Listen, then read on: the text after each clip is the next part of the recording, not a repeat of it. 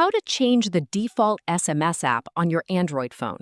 If you want to switch between Google Messages or another compatible messaging app, follow these simple steps. First, open the Settings app on your phone. Now, scroll down and tap Apps. From here, select Default Apps. Next, look for the SMS app option and tap on it. Here, you'll see the messaging apps that can be used as your default SMS application. Simply select the app you want to use. For example, if you want to use Google Messages as your default messaging app, select Google Messages from the list. Your choice will be applied immediately. Keep in mind that only apps that support SMS as a default messaging application will appear in this list. Apps such as WhatsApp or Messenger may not appear because they don't function as your standard SMS app. And that's it.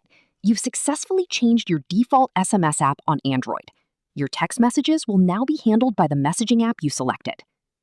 If this tutorial helped you, don't forget to like the video, subscribe to the channel, and turn on notifications for more simple Android tips and step-by-step tutorials.